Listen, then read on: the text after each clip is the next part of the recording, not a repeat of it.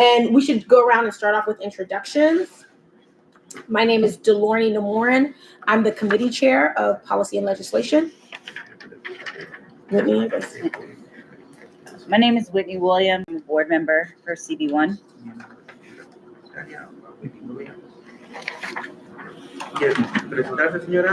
Okay, my name is Ana Minches and I work on the streets. I'm a street vendor. My name is Mohamed Ataya. I'm the managing director of the Shivana project. Mi nombre es Eric Nava Perez, soy senior organizer at the Shivana project. My name is Alba Morales. I work in the street vendor. Como usted quiera. Yo En francés. En español, porque She is the name is Leticia Moreno. She's working the street vendor. Good evening, everyone. My name is Stephen Palmers, and I'm community coordinator for Bronx Community Board 1. How you doing, man? Looking great. You're looking great. Looking better than me? Nah. Impossible. How's it going? All right, Emil, we just did introduction. Just introduce yourself. Hello, everyone. My name is Emmanuel. I go by he, him, his, and I am a community board member here at CB1. También integrante de la Junta Comunitaria. Okay, so we did introductions. Our new business today is our street vendor. Street vendor project is here with us to present about street vendor things that are happening right here in our community board, right here, very close to our office. The goal of this meeting is to make sure that we learn a lot about the street vendors and see how the community board can help resolve some of the issues that we hear that are going on in the community.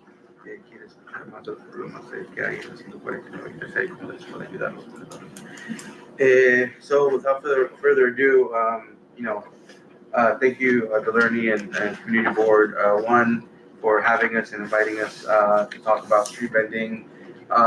We're gonna kick it off first with we already did intros with what is the street vendor project, and then we're gonna move on to what is a brief, quick street vendor 101. How does the street vending system currently operate, the one that we have in place, and then we'll pass it over to some of the street vendors present, Ana, Alba, and Leticia, to talk about the way that the current street vending system, what impact it has on their day-to-day. Afterwards, we'll move on to the Street Vendor Justice Coalition, which is basically the coalition that the Street Vendor Project formed to pass our platform, our bills, a package of bills, and I'll discuss those as well. And at the end, we'll have a Q&A about the bills, permits and licensing, which we'll be discussing, citing rules, and the businesses that our vendors have on Third Avenue. So just to give you guys context, on this, be very helpful when we have presentations. There are street vendor complaints. We are in communication with our bid.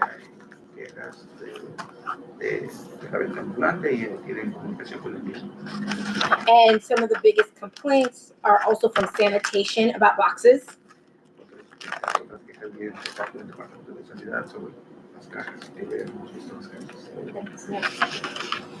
And it is important that we can come up with a solution to help decrease any police involvement.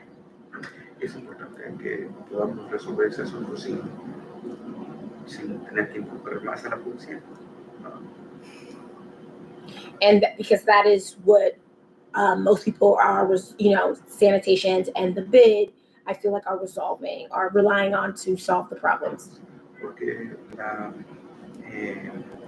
La presencia policíaca es como la forma más común en la que la ciudad utiliza para según resolver el asunto. Creemos que no es lo más adecuado.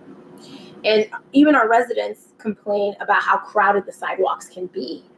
Y también tenemos gente en la comunidad que se queja del espacio que ocupan en la vereda, la cantidad de espacio que se ocupa. So that's why we wanted to have this discussion with all groups involved. Es por eso que hemos invitado para para hablar de esos temas. Thank you, Delaney. Yeah, so, the Street Vendor Project, what is the Street Vendor Project? Es el proyecto de vendedores ambulantes.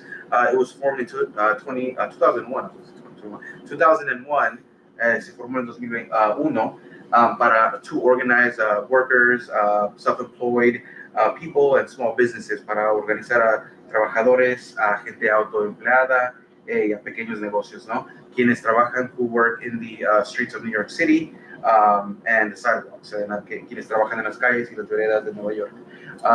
The Street Vendor Project is a membership-based organization, so we do have a dues-paying membership with us, and the only one of the three here, Leticia, is the only official member. The other two folks hopefully will become members at some point. Dije que somos una organización de base que tiene una membresía, quienes pagan una cuota anual. La única actualmente presente de ustedes, Leticia, es creo la única que se ha hecho miembro, pero ojalá en algún futuro ustedes quieran hacerse miembros también. And most of our membership is from very diverse places, right? All over Latin America, Mexico, Ecuador, the Dominican Republic, Puerto Rico, etc. But also folks from Asia, China. We have a base out in Flushing. We have folks from Bangladesh, from Jackson Heights, and there's some folks in in Kensington and stuff like that. But also folks from Egypt and Senegal. And we do have organizers that have the language capacity to address the different communities. So we have a part-time Bengali organizer. We have a part-time Mandarin-speaking organizer. We have a part-time Wolof and French-speaking organizer, and we have a full-time Arabic-speaking organizer, and myself, a full-time Spanish-speaking organizer. Está explicando simplemente que es muy diversa nuestra membresía y tenemos a organizadores que están equipados con el lenguaje para hablar y comunicarse con las diferentes comunidades y etnias. And as Street Vendor Project, the main organizing premise is that we believe that vendors have the power to take charge of their labor power, their labor force, and come together to fight for change in the outdated vending system, to change the outdated vending system. En el proyecto de vendedores ambulantes creemos que los vendedores ambulantes tienen el poder de cambiar las condiciones de su trabajo y cambiar el sistema de la venta ambulante. And the way that we do that is through grassroots organizing, legislative advocacy, legal and small business support. So like legal consultations, legal representation, and also just small business consultations. Like if they want to level up their businesses, if they won't need help with electronic payments, etc. We have someone that can support them with that. Y la forma en que hacemos este trabajo, ¿verdad? Es que abogamos por sus derechos por medio de políticas y reformas, pero también organizamos bases, ¿verdad? Como lo que estamos haciendo aquí en la 149 y en otros barrios. También les apoyamos con consultas legales y consultas para sus pequeños negocios. This is our staff right now. We're a very small team. These are all full-time staffers. I think we're just missing our lead organizer who got hired a couple months ago. Her name is Sally. But algunos de ustedes ya conocen a nuestro personal. Kendi is our small business program coordinator. Creo que Leticia usted la conoce. Hemos tenido algunos que han tenido ese puesto. And then of course Mohammed, Karina, Matt, and Rachel. And then it's the organizing team. The only person missing, like I said, is Sally, who's our lead organizer. And then this is our leadership board. So our structure, basically, like I said, it's a membership-based organization. So we do have elections every year in June. In the lead up to the elections, we do sort of a survey our membership and see who's interested in running for the leadership board. And every year since I've been in there in the Street Vendor Project, it's gotten more and more diverse. I think having folks from Harlem, having folks from Midtown, having folks from the Bronx, having folks from East Harlem, Queens, Brooklyn, so in all different languages as well. Simplemente estaba explicando que en el proyecto de vendedores ambulantes, como es de base y tiene una membresía, tenemos también una elección cada año. Y esa elección se lleva a cabo el mes de junio en nuestra reunión general. Y entonces también comenté que es muy diversa la composición de esta junta directiva. Tenemos representantes de varios países y también de distintos barrios. So moving on to what is the street vending system, what do we have right now in front of us, right? Vamos a hablar un poco sobre el sistema de la venta ambulante, el sistema con el que ustedes tienen que lidiar a diario, ¿no? There's three types of vendors. Hay tres tipos de vendedores ambulantes. Tenemos a vendedores, we have general vendors, general merchandise vendors, we have First Amendment vendors, and we have food vendors. Tenemos vendedores de mercancía general, vendedores de la primera enmienda de la Constitución y vendedores de comida. All street vendors need a sales tax ID, or it's also known as a certificate of authority. Essentially, what this does is allows you to register your business with the New York State Department of Taxation and Finance, and it allows you to report the sales of your business. And depending on how you do your filing status, you either report your sales every 3 months, every quarter, or once a year. Cada negocio, cada vendedor ambulante tiene o debería tener ese documento que es un certificado de autoridad, también le llaman el Sales Tax ID. Si usted se da cuenta, en cada negocio siempre tienen a la entrada normalmente ese documento, o sea, lo tienen a la vista. Lo que eso te permite hacer es pagar y reportar las ventas tuyas para poder entonces pagar impuestos sobre las ventas que tú haces. Dependiendo sobre cómo tú llenes la solicitud, puedes reportar cada 3 meses o una vez al año, dependiendo cómo se llene la solicitud. And Emmanuel, and this is very different from incorporating as an LLC.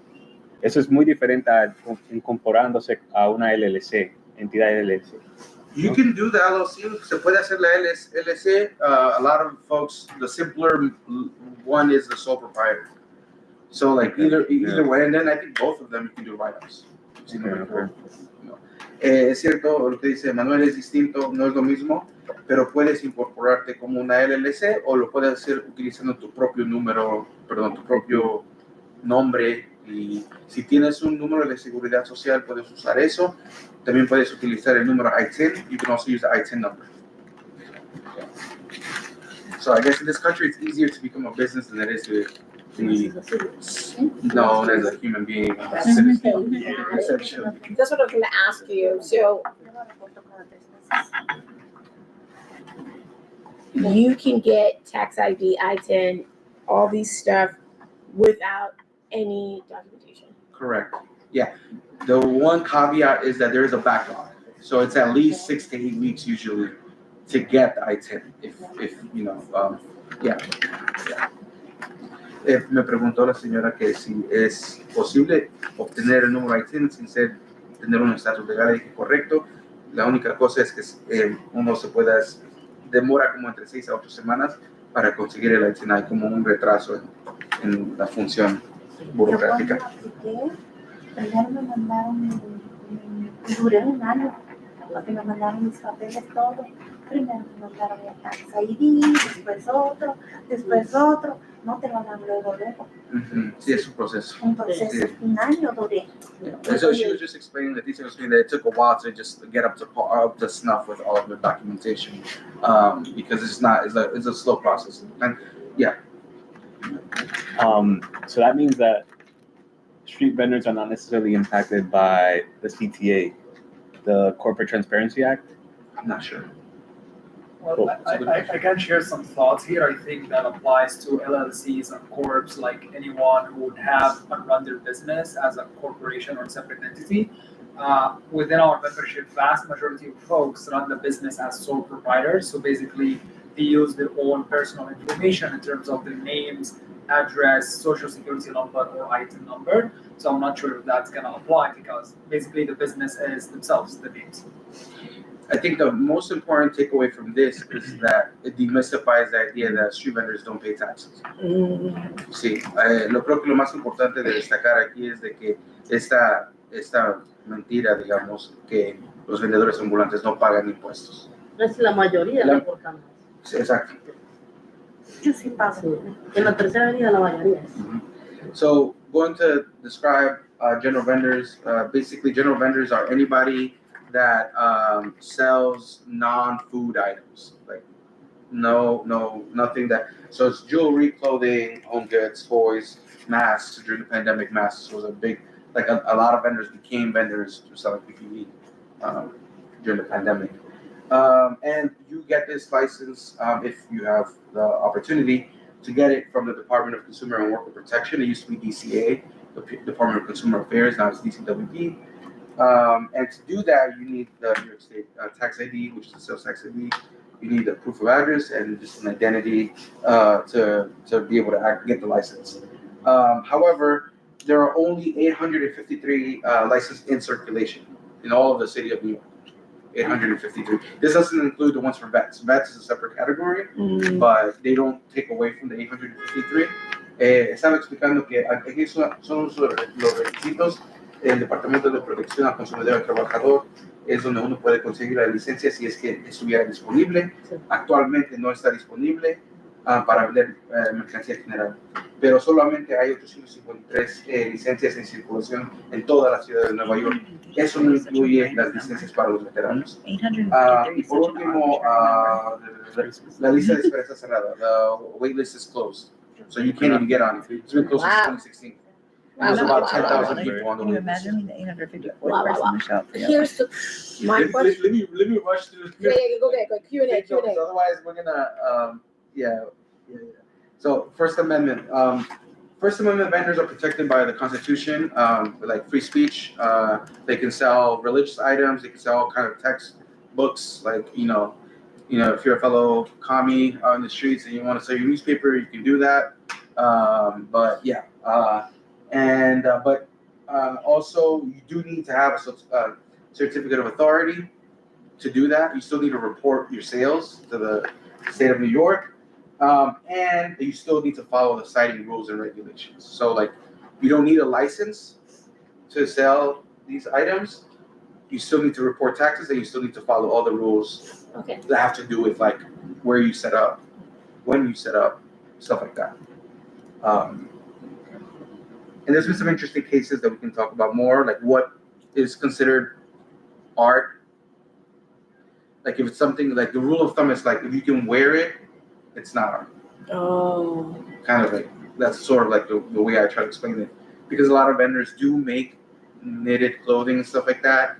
And I'm not taking away the fact that it is an artisanal craft, right? But unfortunately, in the court of law, it's not going to hold up because it has other functions besides being art.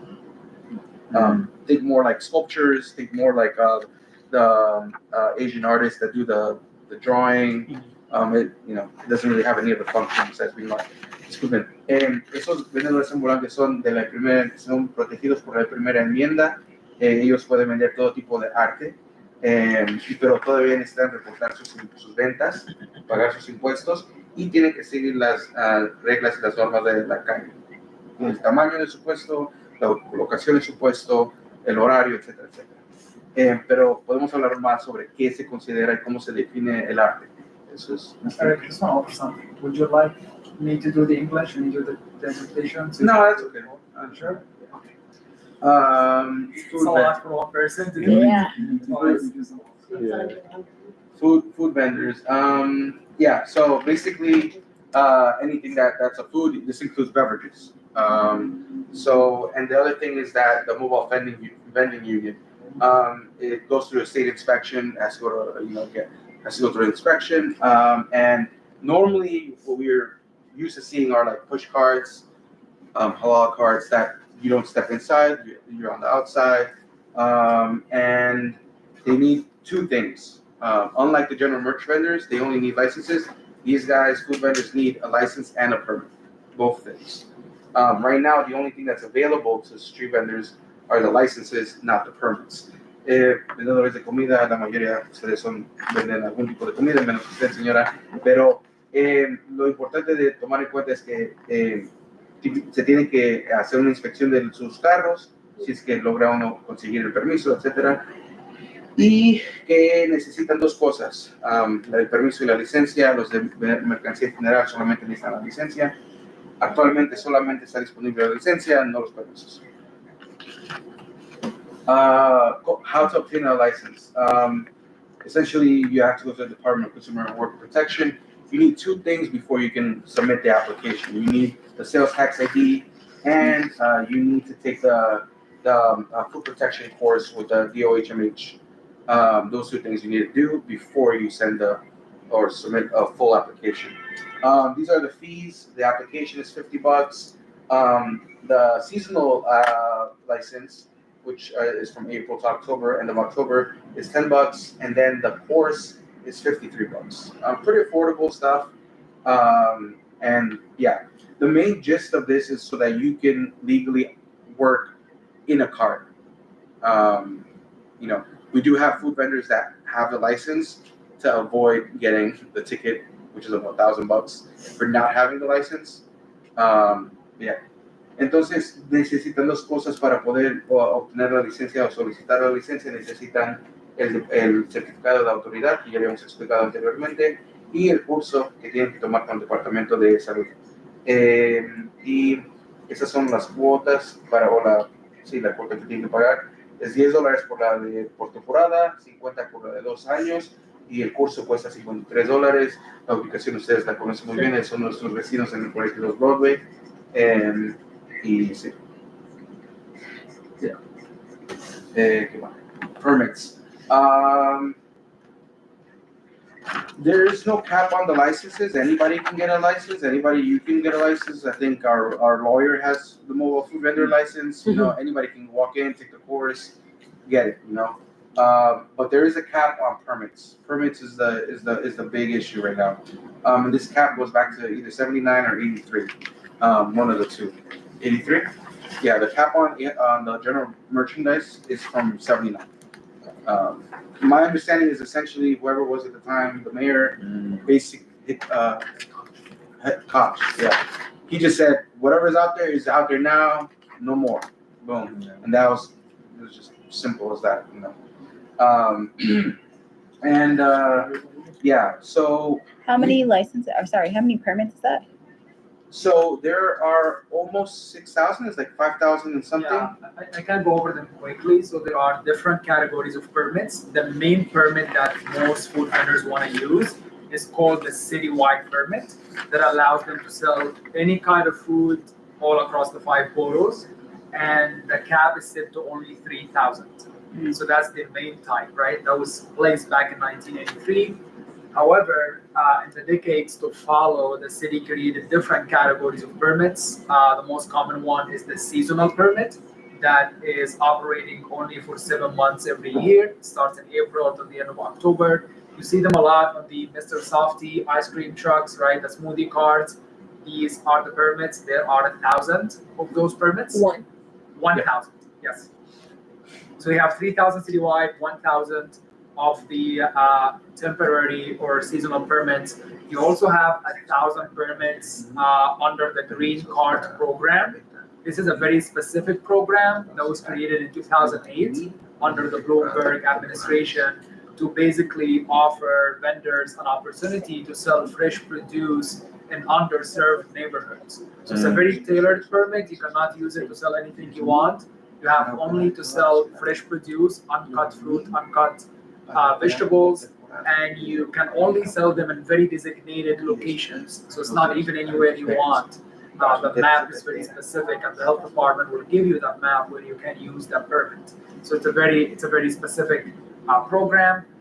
The very last piece, or the very last category from the old systems, is called the borough-specific permit. So the city also created 50 permits for each of the outer boroughs: Staten Island, Bronx, Brooklyn, and Manhattan. 50 to allow the food vendor to run the business only in that borough in particular. They cannot go anywhere else. The very last change, which I think my colleague here will talk about, is the new permits that were created under Local Law 18 of 2021. It's a local law that passed in 2021 to basically create additional new permits to the existing ones. under a very new system that now the city and the health department calls supervisory license. The great thing about this new system is that it requires the permit holder to be present at the cart or the truck all the time, because as you can only imagine, the cap on the permits and the limitations created an underground market for the existing permits, which we estimate as the street vendor project that 90% of the cars and trucks in the city operating with this underground market, because a lot of people cannot get their permit under the names from the city. They still want to go out and do things the right way. They want to be quote unquote a formalized business. So they don't have a way to get it from the city. They navigate this underground market and pay a lot of cash under the table. As recent as this year, we have heard that the underground market price is going up to $25,000 and $30,000 for that permit that actually costs $200 to get from the city. So again, this new system is really great. It is eliminating the exploitation of the workers and the small business owners who are the street vendors, creating new opportunities, but also be aware that the uptake and the rollout of these permits are extremely slow, given the fact that you have very long waiting lists, as my colleague here shared. You have 10,000 people on the waiting list. Each one of them is waiting for that letter from the health department that says, congratulations, now you can apply for a permit. Now your business can become formal or legal. So just keep all of that in mind, and all of that adds up to roughly 6,000 different permits, different categories of permits that are in circulation right now. Muy brevemente. I know we're dropping a lot of information on you, but it's a very, very complicated system. We're trying our best to clear it up, because once we start talking about policy and about legislations and different ideas, you really need to have that foundation to really understand what we are talking about when we say more permits or more license or more this or more that. So I think that foundation work is very crucial. Lo importante que quiero destacar de lo que acaba de compartir Mohamed es de que se ganó la 1116 hace 3 años, y eso creó un nuevo sistema de venta ambulante y una nueva licencia, se le llama la licencia supervisora. Algunos de ustedes quizás recibieron una carta en el correo el invierno pasado, donde le pidieron que usted puede aplicar para la licencia supervisora.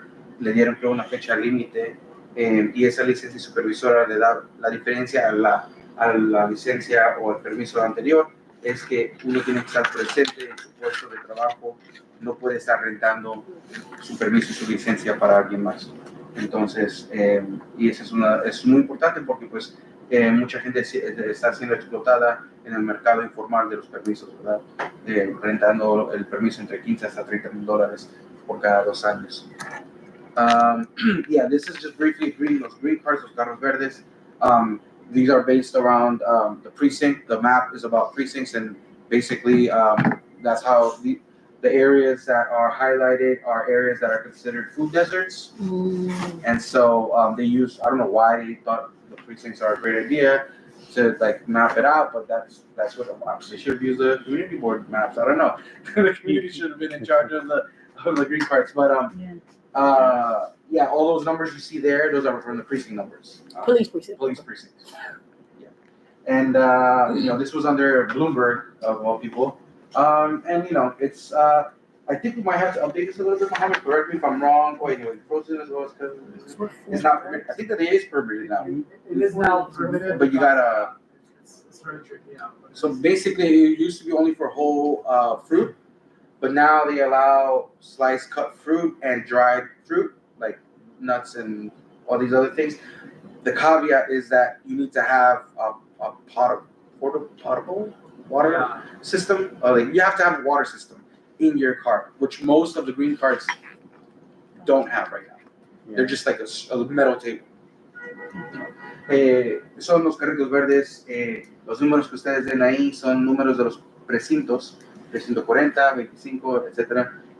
Lo importante de tomar en cuenta es que esto tenemos que actualizarlo, porque dice que no se permite la fruta picada, ni la fruta pelada, ni los frutos y vegetales secos. Eso no es cierto. Hace 1 o 2 años enmendaron esto, y ahora se permite siempre y cuando tengas agua potable en tu mesa que tiene que estar aprobada y inspeccionada por el Estado. Y la lista está cerrada. The wait list is closed. They open it every once in a while, but the wait list is closed. So it doesn't seem like they want fresh produce places. Vending in parks, the short story is it's a different system. It's a bidding system. It's an auction system. The Department of Parks basically raises some funding by allowing big companies to pay them millions of dollars to get access to the permits inside of parks. The most expensive ones are the ones that bid the biggest parks. Central Park, Prospect Park. Like you have really big companies that enter into a bidding war and get the. So what you see, the people that are vending in the parks are just employees of those companies. They're not really the owners of the unit.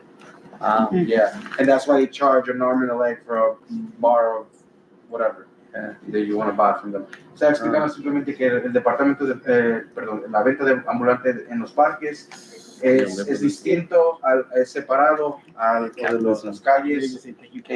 Las compañías son muy grandes, es una subasta de los permisos y pagan millones de dólares para poder obtener esos permisos. Y la gente que ustedes ven trabajando simplemente son empleados, ellos no son los que son dueños del negocio y por eso cobran un montón de dinero por una pareja de lado y todo eso. Do you know how much revenue is generated from that auction? No idea. Okay. No idea. I think it's something you can for a request from the city and parks department because it will vary from 1 year to the other. But some of these locations go like for very skyrocketing numbers. We just had to do a quick research because one of our members was really interested in one location by the Central Park Zoo, and he was really excited. He got all his paperwork and ready to put together the application, and then we had to check the bidding that got the last contract with parks. The previous year it was $64,000 for 1 year, and he said there is no way I can bid over that. But that's not even the worst part. Like we even heard, and I remember several years ago, the prime location that is inside Central Park by the big fountain that is like the $1 million location. It was literally going for almost $500,000 a year. So apparently some companies can afford that. Of course, they know how they make their money out of these bidding systems on spots. But again, the average vendor in New York City who runs a small food cart cannot really afford navigating all of that. They should look into two things. They should consider the parks in the neighborhoods though. Sometimes those become available and they're probably a bit more affordable than $64,000. Mohamed estaba explicando que tuvimos el caso de un compañero que quiso solicitar un permiso para un parque, checaron cuánto fue la subasta para ese permiso el año pasado y alguien había pagado $64,000 por un año para ese permiso. Entonces estaba muy decepcionado porque ya había preparado toda su aplicación. Y pues bueno, lo que sí comenté también es que deberían checar, hay veces cuando se hacen disponibles permisos para parques en nuestros barrios, que es posiblemente un poco más económico, más viable para conseguirlo. The other two things to pay attention to here is that sidewalks are part of parks property. So the perimeter that goes along any park, that's part of parks. So if like a vendor thinks that they're safe because they're not inside the park, but they're on the sidewalk, technically they can still get caught up by enforcement there. Speaking of enforcement, Prop 2, essentially, we don't know all the exact details because we're still going to see how it gets implemented, but essentially it's giving power to Department of Sanitation to do enforcement inside of parks. That was the main thing. Currently, DSNY has been focused on enforcement along city streets and sidewalks, and they only got that power last year on April 1st is when it went into effect. Before DSNY, it was DCWP, but forever it's been NYPD. So NYPD's always been involved. DOHMH gets involved when it comes to food. And food, like they come and check temperatures, they come and check hygiene, they check So they don't really care about general merchandise vendors. They focus on food vending. Lo único que quería comentar también sobre esto es de que el perímetro, las banquetas a lo largo de un parque, es parte de la propiedad del parque. No es, entonces muchas veces compañeros piensan que como están afuera del parque, están a salvo, no van a molestarlos, las policías de los parques, pues no es cierto, técnicamente eso se considera todavía parte del parque. Y lo otro es que recientemente, apenas en noviembre, en la elección del 5 de noviembre, desafortunadamente no logramos ganar o ir en contra de la propuesta número 2.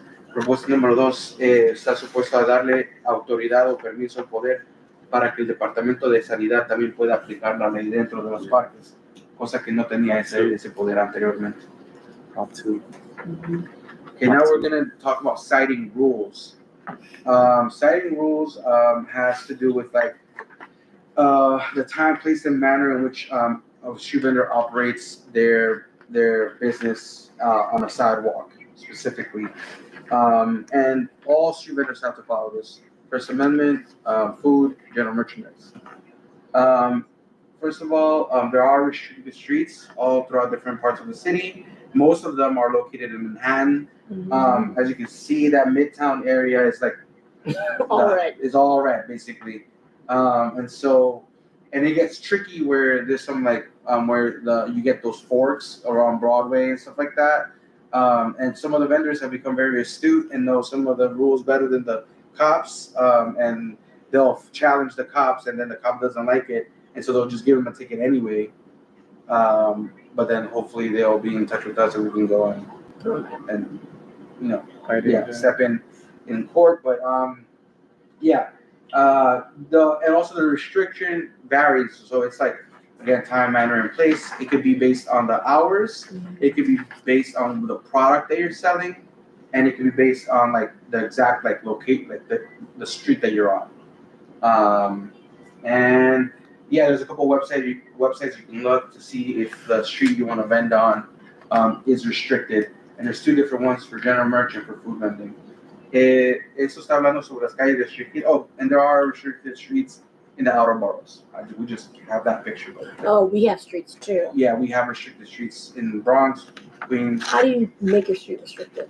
Sorry. You want to make it restricted? No, but like I just want to avoid something. Like I want to know, like it's actually a very interesting piece of history. Basically, the review board, shoe vendor review panel, who's been like defunct for like who knows how long. Okay, so it exists. But they're still upheld.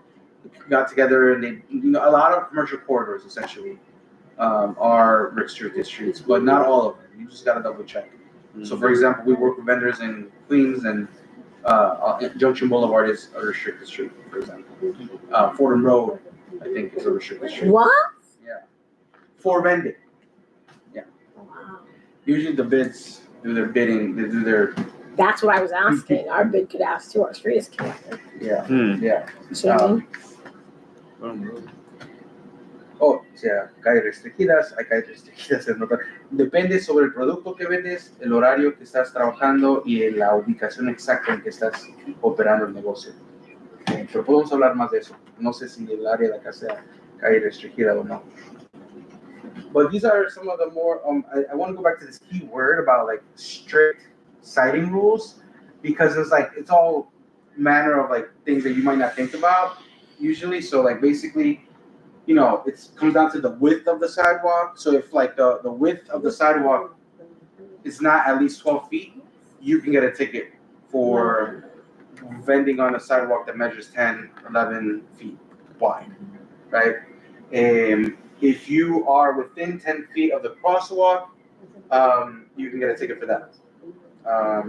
And the cost of the ticket depends, they vary. It can start as low as $25, it can go up to like $250, $500, depending on what the actual rule is. Simplemente está explicando que las reglas de la colocación de sus puestos varía mucho, pero se trata de ¿cómo se llama?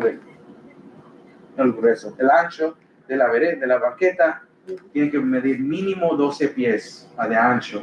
Si mide menos de 12 pies, 11 y medio, te pueden dar una multa por eso. Tienes que estar a 10 pies de distancia del cruce peatonal. Esa es una de las reglas que muchos compañeros no y deja que no entienden, es porque la competencia. So like we have vendors that operate within the 10 feet because of competition. Like you have such a wild system where the competition is really intense. So you leave those 10 feet open, and some of your competition is gonna set up literally right next to you. And unfortunately, the SNY is so busy with permits and licensing, they don't really focus on these kind of rules, which I think a lot of vendors wouldn't mind in some ways. Other ones are like you got to be 20 feet away from any entrance or exit of a building, which in a lot of parts of the city, that's like basically impossible to follow. You have to be located always on the side of the street, never on the side of the brick and mortar or the building. And you have to be 18 inches from the curb. These are all tickets. These are all different tickets you can get. Tienes que estar a 20 pies de distancia de cualquier entrada y salida de cualquier edificio, sea residencial o sea comercial. Y tienes que siempre colocarte del lado de la calle, no del lado del negocio o de la vivienda. Y tienes que estar a 18 pulgadas o 1,5 pies de la orilla de la calle. So, this does create some unsafe work conditions for vendors. I mean, I'm definitely not 18 inches wide, I don't know, but people have seats, Eso no people. aplica en todo el cuando se ve. Exactamente. Sí. She was just saying that this is what they explain to us when you apply for the license, and it's correct. Unfortunately, not all vendors know that you can get the license, and then they don't take the course, so then they don't get the information. Yeah. And yeah. Other stuff to take into consideration is other public infrastructure. You're supposed to be at least 3 feet away from a fire hydrant or any city infrastructure.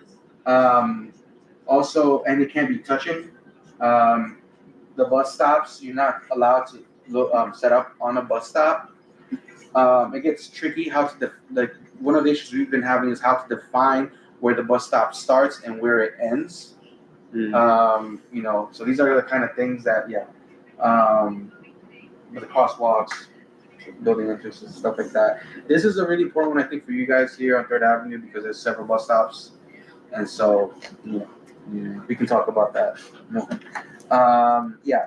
General vendor setup. So again, the placement, the size of your table. You're only allowed one table, and it can only be up to 8 feet long, 3 feet wide, and you're allowed to display up to 5 feet in height. One of the bigger issues we had with vending during the pandemic is a lot of people were setting up the canopy tent thingies and just, but those things are huge, 8 by 8 or 10 by 10, stuff like that. You can't have anything on the ground. It has to be elevated at least 2 feet. That's another issue we've seen is a lot of the new immigrants are putting blankets on the ground and setting up on the floor. It creates unsafe conditions for the public because people walking with crutches, people walking with sidewalk, with wheelchairs and strollers, and anybody can just trip over anything really. But it should always be on a table or something, and also the prices need to be displayed. That's what you need to have a price. Technically, you can get a ticket for not having a price list. Simplemente está explicando que importa mucho el tamaño, lo que ocupas en la vereda. Habían comentado las señoras que una de las quejas del público es cuánto espacio ocupa un puesto. Se permiten tener una mesa de 8 pies de largo, 3 pies de ancho, es lo máximo, y puedes mostrar o tener un mostrador hasta 5 pies de altura. Nada puede estar en el suelo, tiene que estar elevado mínimo 2 pies de altura. Eso crea una situación donde alguien se puede tropezar, alguien con strollers, con cosas así. Y por último, que tiene que tener una lista de precios. Tiene que mostrar cuánto cuesta cada uno de esos productos.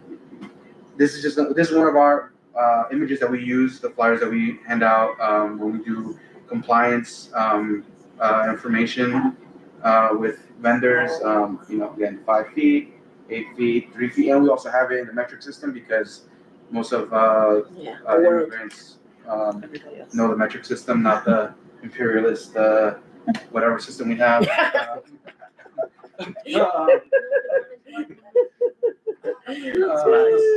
But you know, the only thing is though that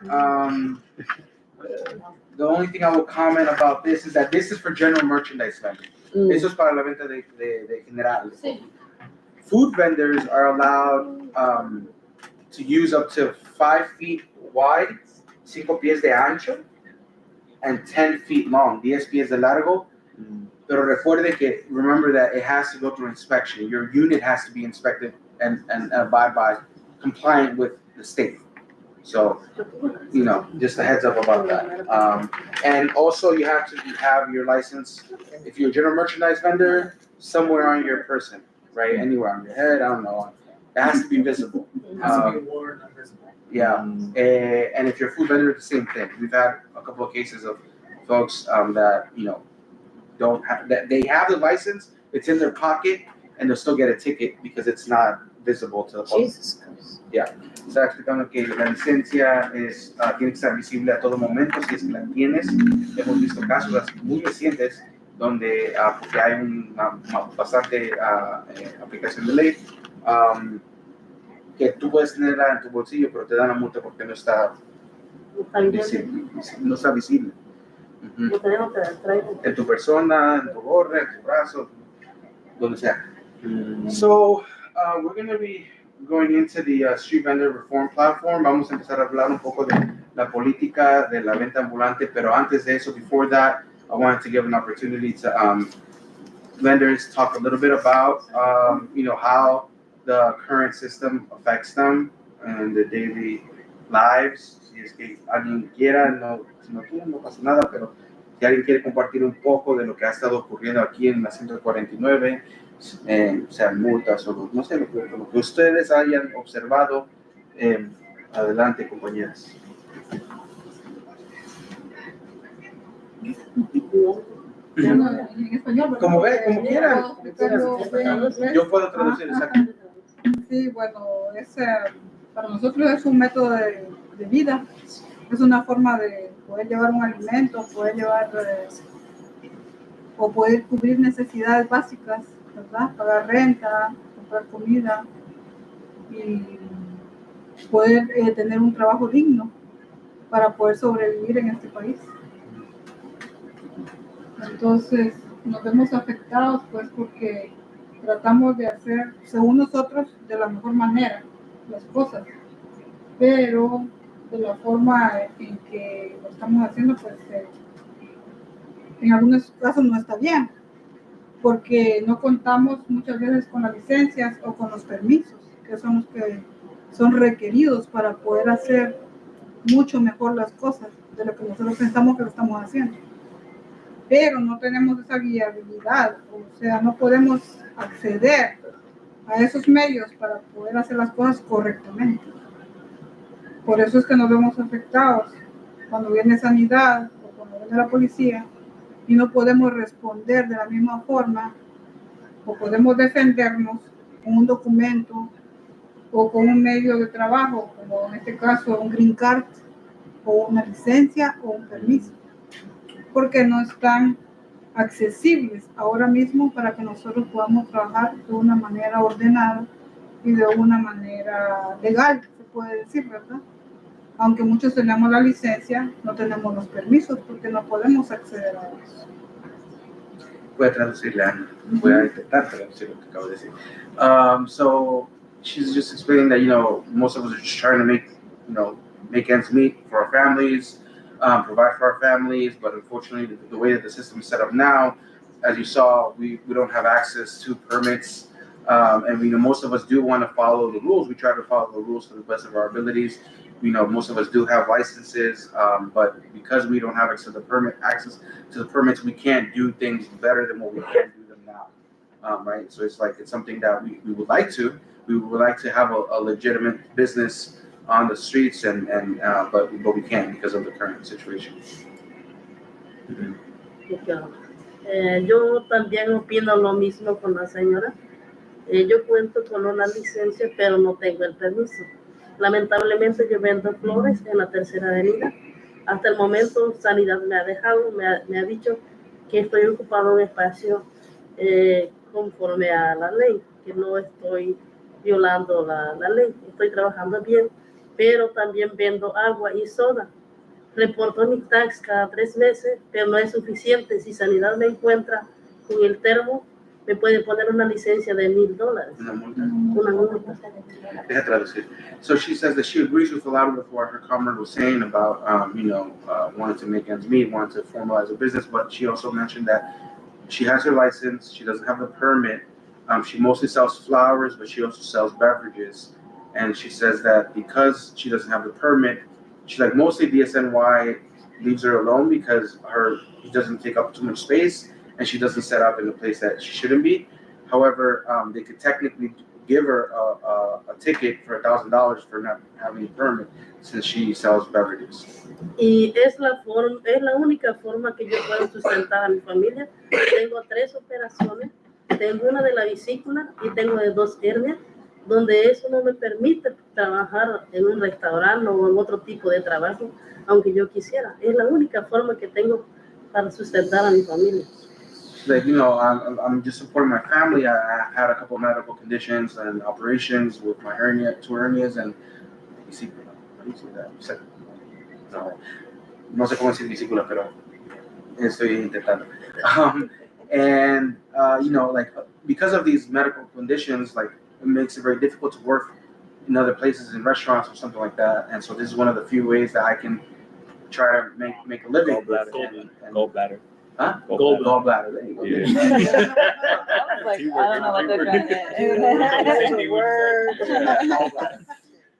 So she's just she's doing her best. She wants to follow the rules, and I excited at it, but well, she agreed with Anna. But yeah, it's just very tricky to get a job when you're dealing with medical conditions.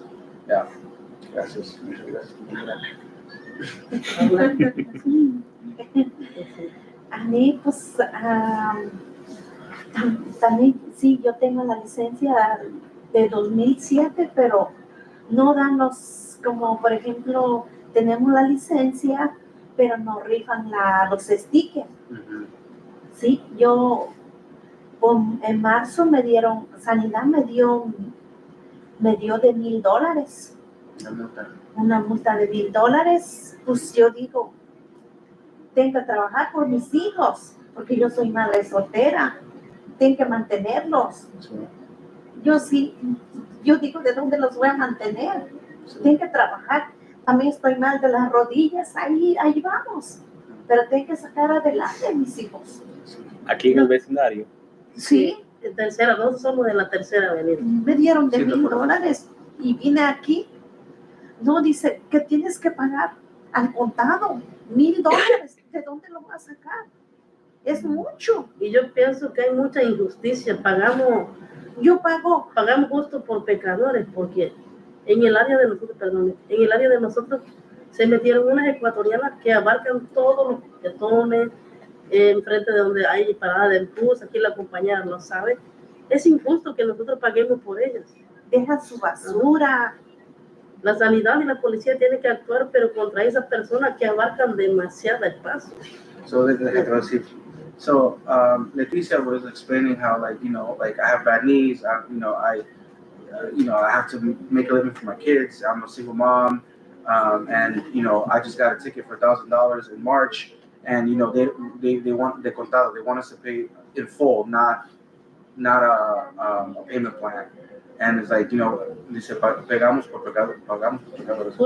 Justos por pecadores. Like, it's like we try to follow the rules as much as we can, but we get caught up in the system, and it's unfair because others are actually not trying to follow the rules, and we're paying the price for the others that are following the rules. And so she did mention new immigrants that are taking up a lot of space, that are leaving a lot of the garbage and waste, and they wish that enforcement would focus more on the folks that aren't following as much of the rules as they are. But yeah. Quería preguntar a las señoras y a los señores si tienen algunas preguntas, ya sea sobre ustedes o sobre la presentación que hemos dado, porque vamos a avanzar con lo de la política, las reformas que posiblemente pueden ayudar en una u otra manera, ¿no? Yeah, just opening a quick, Q&A for like all the information that we just unloaded on you guys and the testimonies from the ladies here. If anybody has any questions. Sorry. So, I have lots of questions, but there are some of them are quick. What is the dues? Street vendor dues, Oh, membership dues. membership dues. Yes, it's $100 for one whole year. Me preguntó cuánto es la cuota para ser miembros de la organización y le dije que son $100 por un año completo. And then the permits, I know there's a million, but let's just start with like the general vendor permit. Once you get it for life? Or is it like a renewal? Yeah, you do renew it. You have to renew it every 2 years, I believe. Yes, the full permit every 2 years. No, the general merch. The general merch every year. Now they are changing them to be renewed once every 2 years. But as long as you keep renewing it, you As basically long as have you keep it in good status, there is no reason for the city to take it away from you. Oh. You just keep renewing it, forever if you want.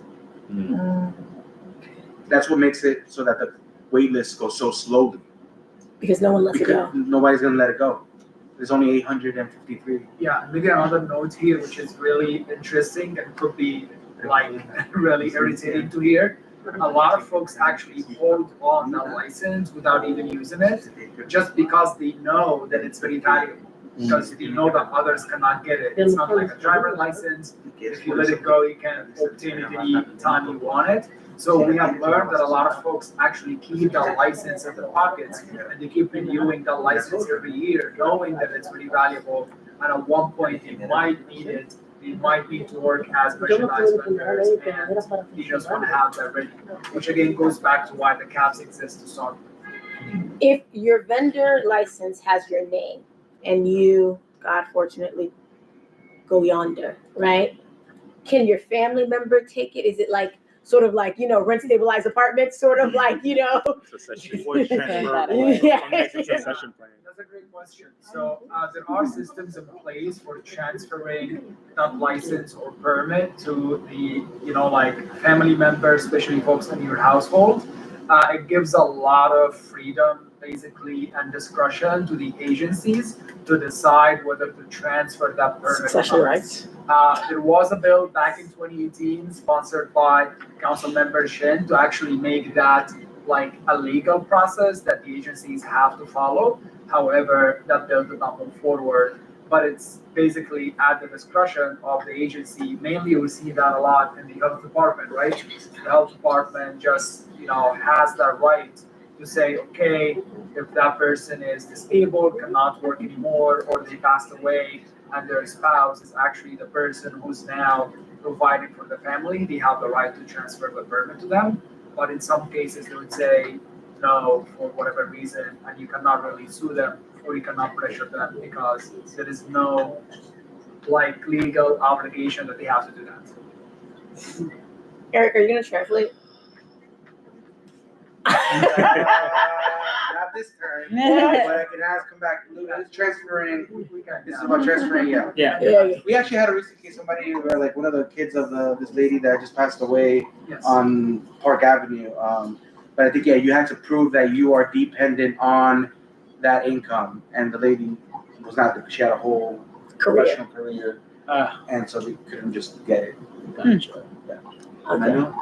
This might be TMI, but on average, how much do street vendors generally make here in Mahaven? I'm asking them, dice, entiendo si es mucha información, pero de pura curiosidad, aproximadamente cuánto ingresan, cuál es el promedio de ingresos que hacen, no sé si a la semana, al mes, al año, como quieran. Pues ahorita no hay mucha venta. Podemos vender 50 dólares al día, 40. Yo a veces me voy al día Bien. Y hay personas que están arrasadas mucho más baratas, ganándole $1, $2 a una caja de cosas. O sea que para que tú vendas, para que tú te hagas $2, tú tienes que vender $20 para que tú puedas hacer $2. Pero Eddie, a nosotros Es mucho trabajo para hacer 5 o 10 dólares en algo, 3 cajas. doña, 10 pero dólares. verdad, doña, Y tienes que guardar otra vez tu capital para poder invertir otra vez. doña, pero verdad que a nosotros nos afectó muchísimo los ecuatorianos, ¿verdad? Porque nosotros no nos molestaba sanidad ni la policía casi no. Pero como ellos vinieron y invadieron el área y Ellos llegan, se ponen trabajan, enfrente del banco, hacen enfrente de las dinero, tiendas. Saturaron el mercado. Ellos no les importa, no les sé. importa Y nada. ahí dejan mucha basura. Y la No les- basura, cartones, No les todo, importa mira. nada. So just the summary is basically that it's very difficult, especially now. The sales are really bad. There's too much competition, right? The new competition is really bringing the prices very low for their goods. They're saturating the market essentially. They're selling a box of strawberries at $1 or $2. So like to basically make that money, you got to sell so much to just make a couple bucks. And then that money that you do make, you want to save to reinvest back into your business. So, really it could be 40, 50 bucks a day, maybe, is like kind of an average.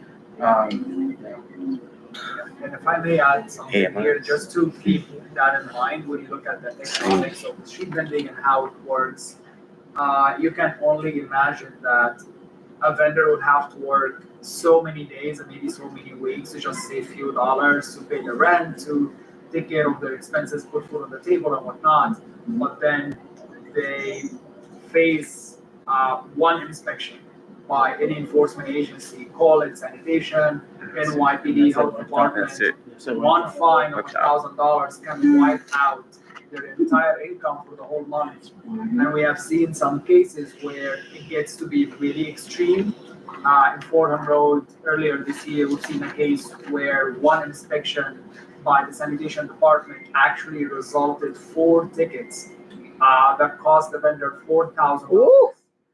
Just because the vendor happens to not have the permit and the license. He actually had a food vendor license that was expired. He basically didn't see the need for it to be renewed because at the end of the day, the city agencies are still dealing with him and his business as a legal business. So he did not renew his license after he got it. One inspection, he got 4 tickets because he had 2 different cards next to each other.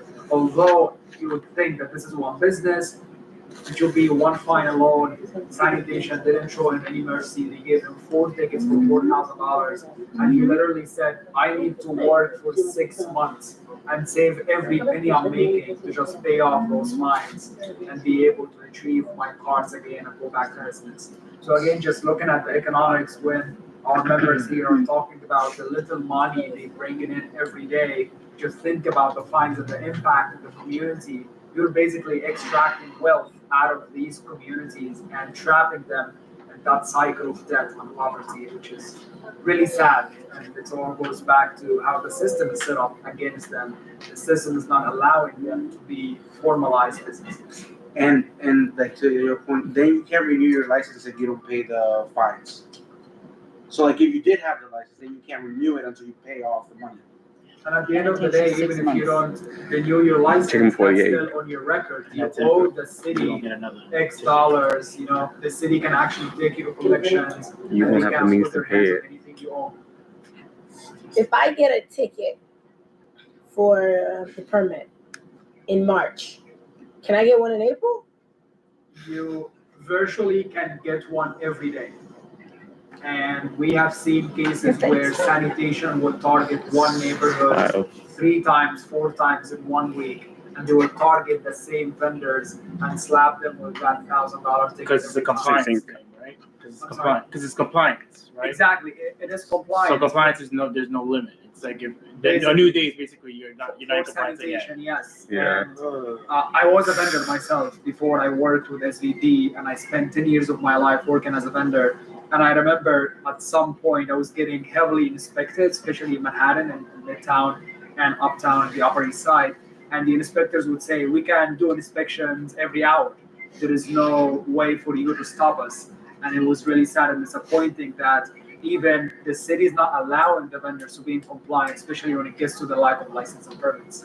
But yes, you can get inspected as many times as the agencies feel like it. And the license and permits fines are the most expensive. It's $1,000 each and $250 for general merch. and 1,000 for food vendors, and you get 1,000 for not having a license, 1,000 for not having a permit. So that's 2,000. A lot of the vendors that's the biggest issue, right? Like if DSNY focused more on citing rules, like which you get $25, $50, like okay, like yeah, it's money, but it's not $1,000, right? But that's not what DSNY is doing. And mind you, Mayor Adams did make an announcement in April 1st that would be the focus of DSNY's enforcement would be on citing rules. But that's actually not what we're seeing. What we're seeing is business licensing. No les pude traducir, pero Okay, so I just wanted to just talk about just like balance of the community board. So like the goal is obviously our commercial businesses are part of our business, our bid directors part of our business, our residents are part of our business, our street vendors are also part of our community board business. However, there is no parsing out the new migrants versus our current vendors, right? Because these are just both individuals with no permits. That's just how sanitation NYPD is going to see them. And so I hear the vendor saying, well, now they've watered down the market. And 853 is ridiculous, but there's a reason why everyone can't get a vendor license, because we know it's just going to water down the market. I guess that's what the cap is created. The cap number is ridiculous, but that's the idea. So like, I know we're going to get to legislate what policies marks that balance. You see what I mean? Like the balance that we can do, because there is no line between new migrants and the current vendors. That line cannot be divided. Sanitation's not going to be like, when did you get here? You know, or when did you not get here? You know, that's not happening. And I want them to know, like Anna, Leticia, and Maria, like, I hear you. Like, these people came. I live on the block. This is my neighborhood. I got to walk to the train. I see there's way more vendors, way more fruit than ever before. But I don't know how we. Yeah. This is we have a conversation all the time with vendors, and voy a traducirles brevemente.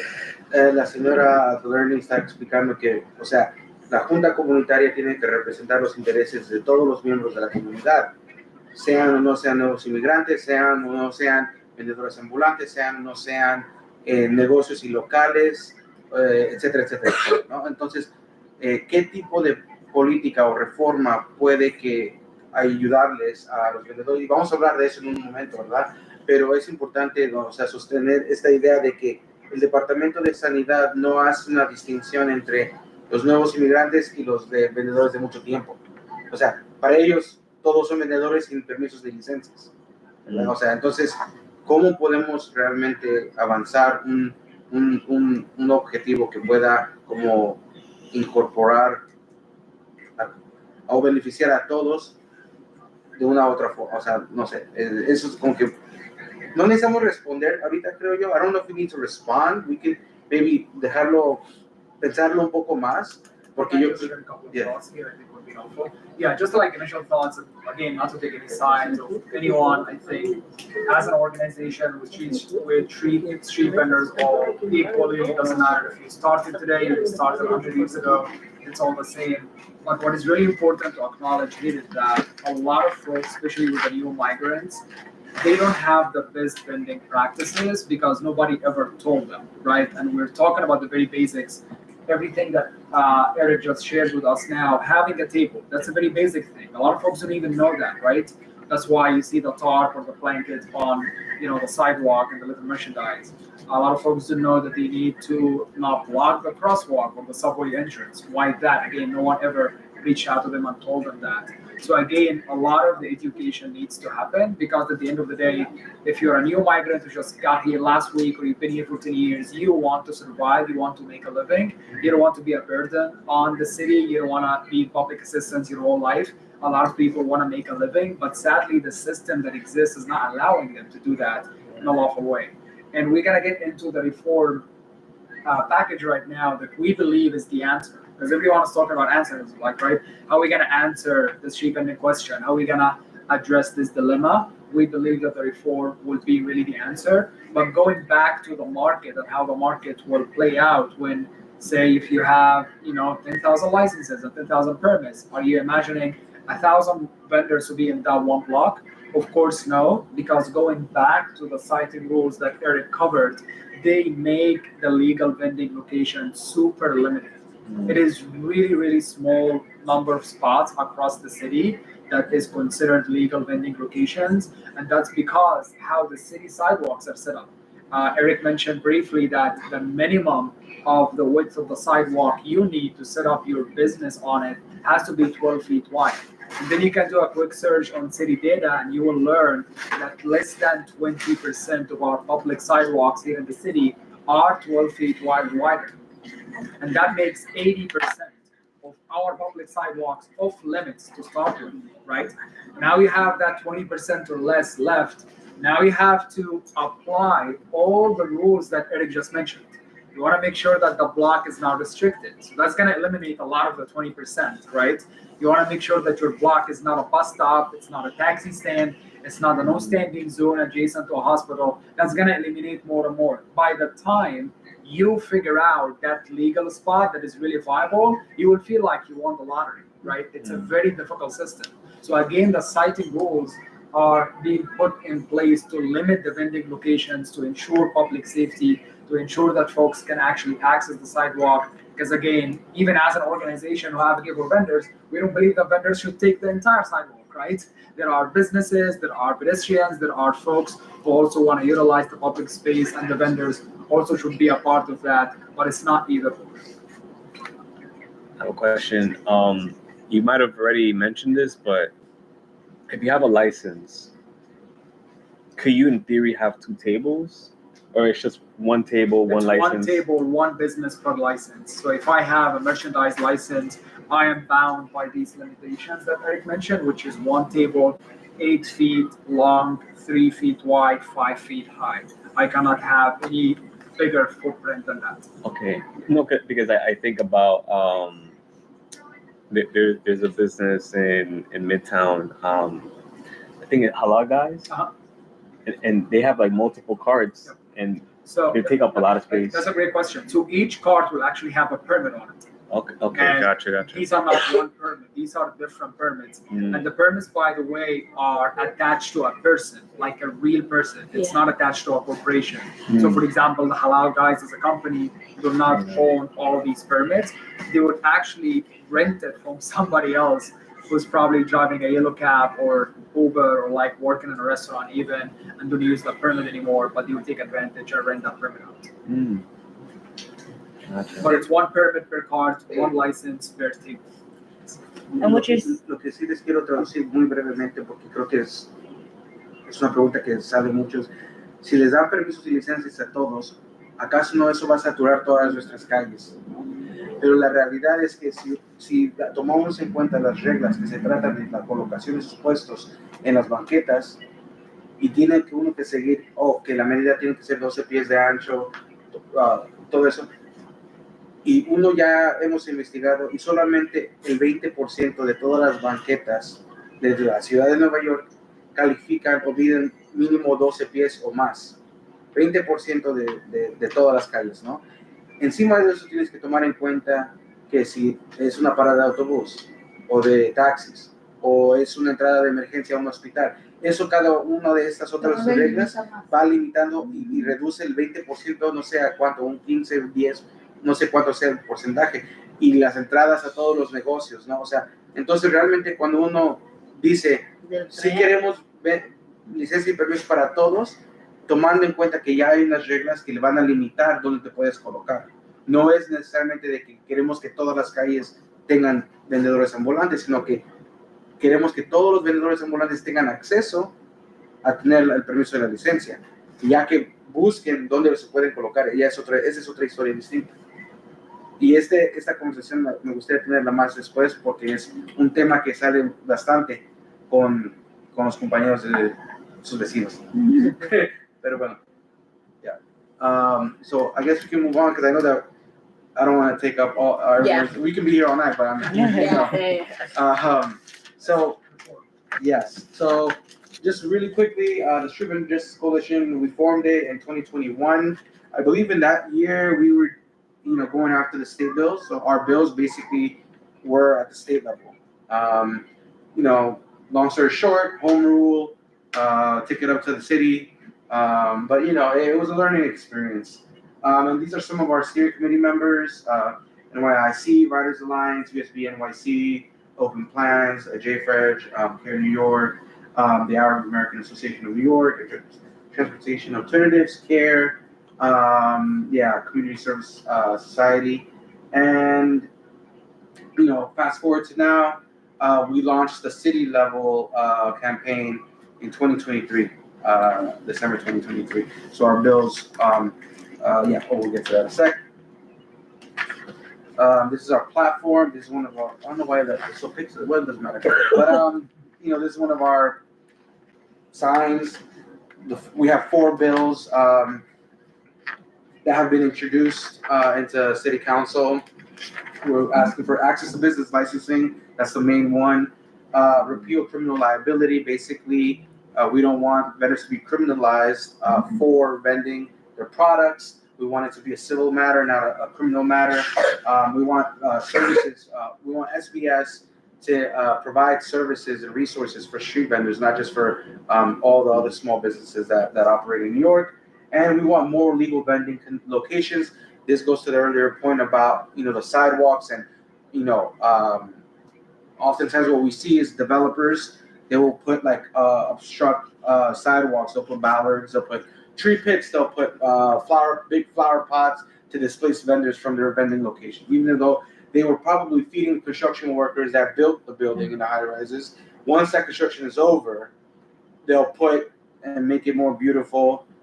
Maybe give a short-term concessionaire agreement to some company to set up a cute-looking truck to sell food to the new residents of the area. But in the process, they're displacing the halal guy, the pretzel guy, that was feeding the construction workers there when they were building it. I'm so sorry, just because you're on here.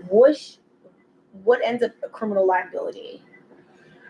Basically, the police. So because NYPD is always involved in street vending, and they likely will remain involved for who knows how long, maybe until there's like a charter revision that who knows what.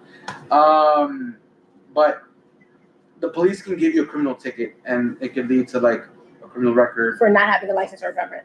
and for other things, all manner of things related to vending. It's not the most common thing to see, but we just don't want it to be An option. right? Most of the cases, they'll give you like a civil summons, which will go to oath court. All right, so briefly, the business licensing. Oh, disculpe que ahorita voy acelerando un poquito ya más rápido. So, 431 is intro bill, business access to business licensing. This is kind of building on local law 18, essentially, which we won 3 years ago. And it would require, we're asking for 1,500 new supervisory licenses per year for 5 years. And another difference is that we're also asking for general vendor licenses, which we didn't win in local law 18. So we're trying to include general merchandise vending. We also want to require DOHMH to issue 90 new supervisory licenses per year for military veterans and individuals with disabilities. Right now it's set at 45. And that number 45 is from local law 18 as well. And then after the 5-year mark, we want there to be no cap. Just get rid of the cap. Anybody that walks in should be able to get a business licensing. Just like there's no limit on how many other small businesses can open up shop. We don't think there should be a limit on licenses, business licensing. And that's currently in the city council. Yeah, it's already been introduced. Or reintroduced, I should say, because it got introduced in December 2023. We got it reintroduced earlier this year. Then repeal criminal liability, intro 47. This is sponsored by City Council member Krishna from Queens. Oh, actually, the other one I forgot to mention is our neighbors here, Pierina Sanchez from Kingsbridge area. I don't know the district numbers of anything. And then 14, and then CM Farias from Parkchester, Westchester Avenue. Yeah. Then we have, this one again, I just explained about the, eliminating misdemeanor charges for for vending, and violations for lack of business. Yeah, citing rules. All things they could be considered criminal. We want to not that have to be an issue. Most of our vendors are immigrants, with mixed status. We never know, and moral turpitude. One thing I did want to mention: a lot of vendors would like to be able to work, a regular job, but there's no path for citizenship. For a lot of immigrant communities, there's no path for work authorization, which is, again, I think another schism that we're seeing with new arrivals, where like new arrivals are able to have access to work authorization versus long-time immigrants. Just they've been here decades and they don't have a pathway to work authorization. But that's a different conversation. That's related though. Launch SBS services for vendors. This is Intro Bill 408. This is sponsored by Public Advocate Javon Williams. And it's very simple. We just want resources for street vendors, both merchandise and food vendors. We want them to do the training and the outreach that needs to be done, right? We're a small team. We can't really, it's not feasible for us to reach out to all the street vendors. We've estimated that there's 23,500 vendors in all of New York. We just published a study with the Immigrant Research Initiative, How many? IRI. 23,500. Yeah, and there's some really good qualitative data there as well. But yeah, they should be doing the outreach. They should be doing, all of that stuff. And then the last bill is amending the federal law just to create more legal vending spots. And specifically, we want folks to be a bit safer. We're asking, I think it's a very simple ask of 24 instead of 18 inches away from the curb, giving them vendors a bit more space. But also, we want vendors to be able to literally set up shop, whenever they put a ballard or something to obstruct them from working there. We want them to be able to relocate directly in front of that object, as long as the sidewalk allows it, right? So it's not, that unreasonable. And yeah, so this is some. I don't think I was supposed to include this one, but yeah. Just a quick question in regards to your bills, the ones that have been introduced. Do you guys have letters in support, other organizations have brought forward, hey, can the community board sign this letter in support for blah blah blah? And just generally speaking, that's something that we've seen people done, and then that would be introduced to us, and then we would introduce it to our full board. Is how it works. Especially, I think the first one with Varias and Pierna, 431. Yeah. It's just, we already have two of our city council members in the borough, not our city council members, which is Ayala and Salamanca. what is my Salamanca? Bye. You know what I mean? And I think that could help. I don't know. Ayala is really involved. So just to share, the answer is yes, there is a sign-on letter that we are asking organizations to sign on. Of course, the 10 organizations involved in the steering committee, they are all signing on because they are leading the charge. But also we have about a dozen more organizations who work in different areas of the city. Pretty much every angle of social justice you can think of, people will come and sign on. We can send that letter your way if you would like to sign as CB1. That would be very fantastic. If you even are considering a separate letter or a resolution coming out of the CB1 to the local council members, that would go a long way. Councilmember Ayala is a co-sponsor of the entire package, so her name is on the 4 bills. Councilmember Salamanca is not on any of the bills. We would love to have him. He supported the effort in the last session in 2021 when Intro 1116 at the time, the bill that became Local Law 18, came up to a vote and voted yes on the bill, and that was really powerful. And of course, important ally to have in Councilmember Salamanca. Everyone, I think, agrees that it only makes sense to have a functioning system, not only for the vendors, for the entire city, for the residents, for the communities that the vendors work with. And I think a letter from you to his office will go a long way. So if you could just, when you send the sign-on letter, at least that could be a template for us to use, whether we sign directly onto that or create something off of that, that'd be greatly appreciated. And if Mohammed, you could just tell me what Salamanca did in 2021, like you just did right now. Sure. You can send me a brief description so I could put that in my letter, like you did in 2021. We would like you to do that in Well, like, the 2022. punchline is that he voted yes on the bill. Yes. When the bill came up to a vote in Yes. January 2021, he voted yes on it. And again, like, just given the history of street vending and what we have learned just reading about street vending since the 70s till now, the street vending topic is always controversial. It is always politicized. It is always the big power players and the big businesses and the big real estate have the most say in it. There is little to no input from the street vending community when it gets to the policies and rules that are being put in place. So we don't really take it lightly when a council member votes yes on such a bill that will reform the system. We take that very seriously because we know what kind of pressure they might be dealing with and they might be facing from these big powerful groups. And that is something that the council in 2021 made it very clear. They said, yes, we know that some folks are concerned and they don't want to have more permits or more licenses to the vendors. However, we are voting yes on this bill today, and that's what they did. And they voted with super majority, 34 votes on this piece of legislation back in 2021. So yes, I'm going to send you like a brief paragraph on that. One quick update is that all our bills have been reintroduced successfully, and we've had the hearing on 2 out of the 4 bills. We got a hearing on the repeal of criminal liability and the curb bill. That happened late last year and early this year. However, the main 2 bills on resources from small business services and the big bill, which is permits and licensing access, those have not been heard yet. And that's kind of what we've been doing. We've been organizing picket lines outside of City Hall, outside of every stated meeting since October.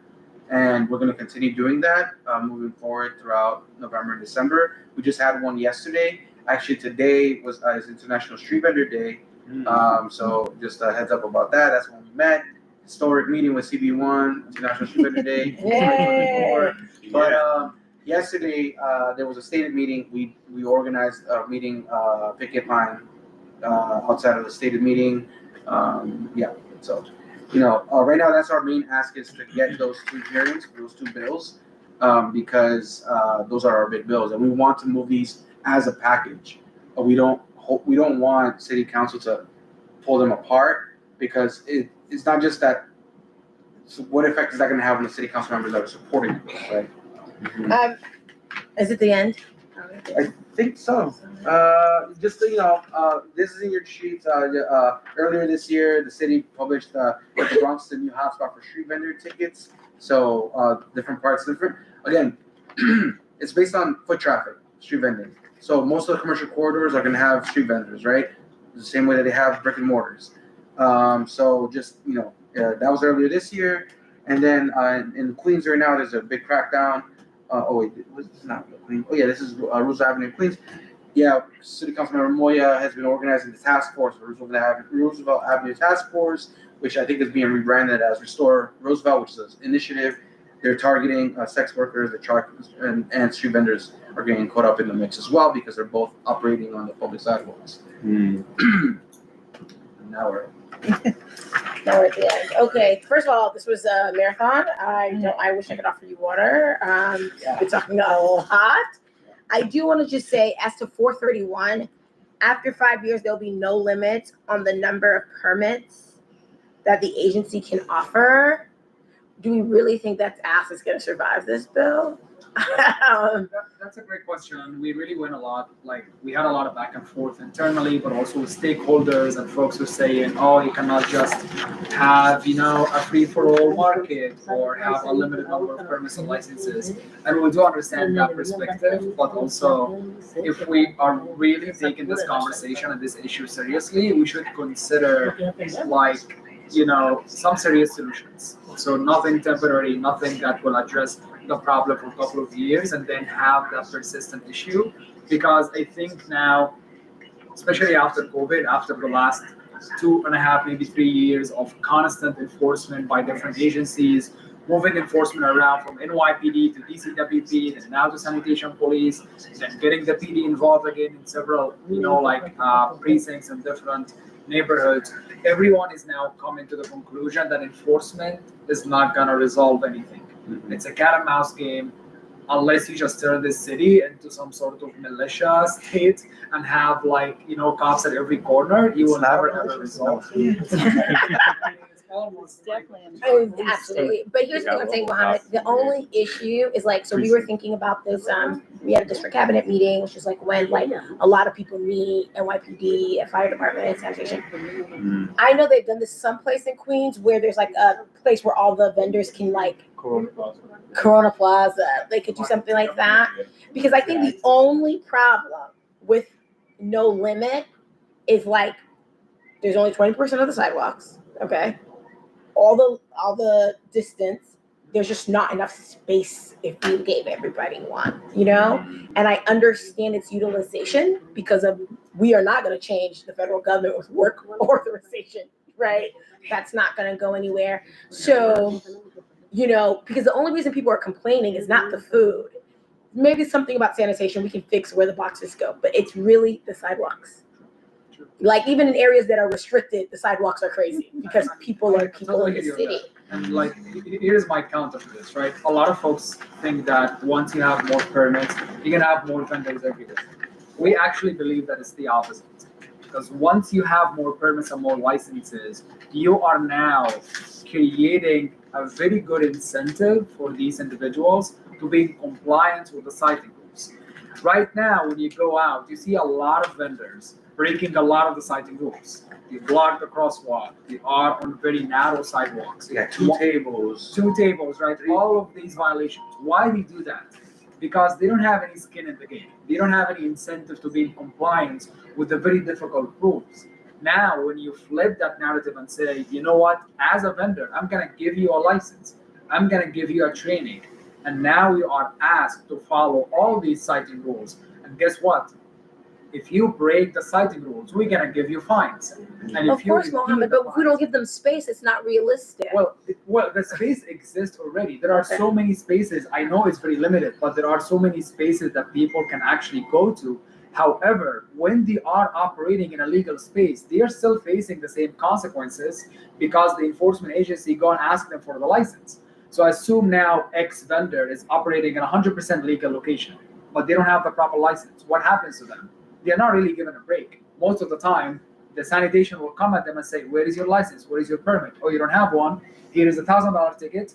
Let me take your merchandise away. I'm gonna seize your property and keep it in our Red Hawk facility and then clean the fine and come back and take it. So again, there are a lot of vendors who are operating in legal locations while others are breaking the law and blocking crosswalks and doing all these bad practices, but there is no incentive for folks to be in compliance to start with because they don't have the business license, right? Well, they're gonna get hit with the fine. Well, true, they are, but again, it's a game, right? It's a cat and mouse game, and you're gonna continue that cat and mouse game forever until they are actually able to obtain that business license and operate in a lawful way. Now, on the flip side, you mentioned something like Corona Plaza and the markets. That's a great idea, but also it's very limited. When you look at the numbers, right? Back in the days, there used to be more than 80 vendors operating on Corona Plaza. When they formalized the market last year, they created 14 locations. So 14 locations, that's very, very small number. You have now each business basically rotating on these 14 locations. So each business is getting one shift in the entire week. And what they do for the other days of the week. And is the Corona Plaza people, do they have license or no license? So they have a concessionaire agreement with the city, with DOT, and everyone operates under that license. Okay, So folks have very special licenses, which is pretty much different from the sidewalk street vending that is general that we discuss right now. I mean, the long story short, and just to get back to the point, why we have to reach a point where there is no limit on the number of permits and licenses. Again, a lot of vendors don't really want to become vendors for the rest of their lives. They don't want to be vendors for 50 years, 70 years. We're seeing generations over generations just taking over the business or running that. And there are a lot of barriers why people cannot, scale up their business and go to the next level, have a brick and mortar, open up a restaurant. Why we're not seeing that? Because again, dealing with the underground market that is literally sucking the blood out of your business. Every 2 years, you have to pay that person 25K under the table. Or the enforcement and the crackdown and the $1,000 fine every now and then. Imagine if people have a system where they can obtain the proper permit, a license. They can take the training from the city. They can succeed as small businesses. In no time, in few years, you can see them scaling up their business and going to a brick and mortar, going to a bigger thing, and leave that opportunity behind to another person who really want to start as a vendor who want to get Like the start from the license. bottom. Okay, this is the last question I'm gonna ask, but I think it's really important while I have them is, in the interim, right? In the interim, we have a pure chaos, I feel, right? There are too many vendors right now. People are getting fines right now. I have no idea what's going on January 20th, right? I have no idea with our mayor and our president maybe in cahoots. And so what are recommendations for the interim that can maybe alleviate risk? Risk for So whom? Risk for the vendors. Yes, that's a great question. And honestly, I really wish that there is some sort of like magic wand to do something in the next few weeks before the Jan 20 date, right?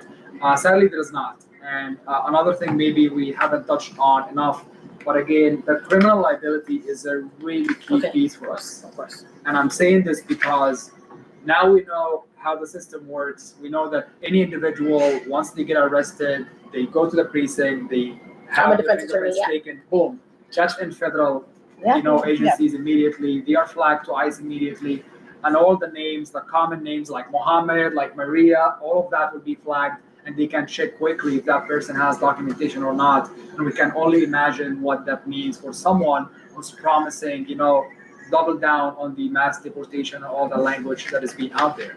So I think that the one thing that we would love to see the city doing is really create a serious safeguard to the vendors community. Because again, the street vendors are very vulnerable as businesses, right? If I'm in my house, I have some sort of protection. A cop cannot just come and like knock the door or kick in or do whatever. They need a warrant. There is a process that doesn't exist for street vendors. You are out in the street. Any person with a badge can actually perform an inspection on your business. They can ask you for your ID. They can write you tickets and do whatever they want to do. So again, being that vulnerable and that exposed to all the city agencies and all the enforcement is something that we are super worried and concerned about, and a lot of our members are really concerned with that, and we're not seeing the city taking action. So how was the hearing? So we had a hearing on 2 of the bills. The hearing went pretty well. However, the council did not move the bills forward yet, and now we are hoping that the council will hold a hearing on the entire package. Because again, that safeguard that I was referring to is definitely the business license, right? So looking at this package moving forward ASAP, moving that, repealing the criminal liability immediately, making sure that also there is serious investment in these businesses. When we talk about education and outreach, maybe Eric didn't mention that, but right now the only entity in the city that does education outreach to the vendors is SVP. A very small nonprofit organization with 10 staff members who want to serve 23,000 plus street vendors across the city, which is pretty impossible task. So again, doing the education to the vendors, making sure people know their rights, making sure people understand the laws that they are required to follow and being fined for is very, very important. And again, have that going hand in hand with the release of the permits and licenses so people can actually protect themselves from these interactions and fines and arrests that could happen by the enforcement agencies. All right, we got the task. All right, so yes, you're gonna send me the sample letter. I will do that for sure. And the summary, and then decisions are made at full board, which is the 21st. Mm-hmm. And so I will ask at full board if I could ask for us to vote on the letter and sign on the letter. And I don't know if we're going to vote on the bills to support individually, or we're going to talk about them as a whole slate. But it's nice that Diana Ayala, which is our other city council member, has already signed up. So the only half of the community board is Salamanca. So that helps the conversation. And we have 2 other city council members in the borough of the Bronx who have introduced the bill. So it seems promising. Go ahead. Okay, so a couple questions. Yeah. With Corona Plaza, I know we briefly touched about it. What are the shortcomings from that besides the lack of, space? I know you mentioned about 80 vendors were there before it was finalized, and now it's like 14 on a rotative schedule. So, what are other shortcomings from that would make Corona Plaza like a bad idea? Because I know there's been multiple conversations. With the bid, they're thinking about. They looked at it as an example, for the street vending here, but not just like one Corona Plaza here in Mount Haven, but like in different spots where there are like empty lots, because there's a lot of empty locations here in our district. Yeah, and I would like to also hear from the vendors if they thought that was an idea. So they're not going to be familiar with in-depth Yeah, with yeah, Corona yeah, Plaza. yeah, Sure, yeah, yeah. but they understand I'll the translate what was the question, and then I know I have a couple of things. I work pretty closely with the Corona Plaza vendors. I was gonna ask. So, la pregunta que hizo Stevens, es, parece que el BID local del área de la Tercera Avenida ha mirado al modelo de la Plaza Corona en el 103. Ustedes conocen a algunos de los compañeros de la Asociación de Vendedores Ambulantes ahí. Como un modelo a seguir, pero la pregunta es más como, ¿qué son algunas de las de los retos que se ha enfrentado con ese modelo de allá? Habíamos compartido que antes habían como 80 vendedores ambulantes en la plaza, y el año pasado en julio los desplazaron, y lo que se logró fue el mercado que existe ahora ahí, pero solamente otorgaron 14 espacios, ¿verdad?, para utilizarlos. Y lo que están haciendo ahorita es que cada semana tienen que hacer una lotería para ver quién le toca trabajar esa semana. Entonces, aparte de ese reto de la pequeña cantidad de puestos que tienen en la plaza, ¿qué otros retos se han enfrentado los compañeros de la Plaza Corona? Y queremos responder, pero también quieren escuchar un poco sobre sus ideas también de soluciones a corto plazo aquí del área de la 149 y tercera, soluciones inmediatas. Pero voy a responderle un poco a lo de la Plaza Corona, y después piensen qué ideas les interesa, porque el BID está mirando a espacios que estén vacíos, que sean públicos, cosas así, como posibles opciones, ¿no? Corona Plaza, in terms of like, one of the things is the management situation. Okay. Is like, like who's in charge of managing it, and how they go about it. That's one issue, right? It's a concessionaire agreement. They're in the process of securing a longer term 3-year agreement, but that's still in the works. The vendors have been firm on needing public funding to make the marketplace thrive. Okay. Right now, they don't get any public funding for the marketplace, right? So they're paying it? So there's no like essentially, signage or lighting, or there's no directions, there's no like outreach, marketing, there's no, exactly, right? Like basically most of the funding that is happening, they don't have a bid out there. They have a EDC, is a Queens Economic Development Corporation, and they are essentially, they get some funding, some private funding, I think mostly, to pay the salaries for 2 market managers. Essentially, it kind of operates the way that the farmers markets work. There's a market manager that's in charge of like setting up the administrative stuff, but that's really it in terms of funding. There's no most of it goes to their salaries really, because they got to be there full time. Other obstacles have been the hours. So like essentially they start at 9 a.m. and then they close at 8 p.m. and that includes setup and breakdown of their businesses. So they really miss out on the breakfast rush of like the 6-7 a.m. breakfast rush from construction workers that work out in Queens. They live in Queens and they go into the city, right? They miss that rush, and then in the evening times they miss on the rush in the dinner time rush. They can't catch the front end of it, but they miss out on the big rush. And right now they only get 5 days, so Wednesday to Sunday.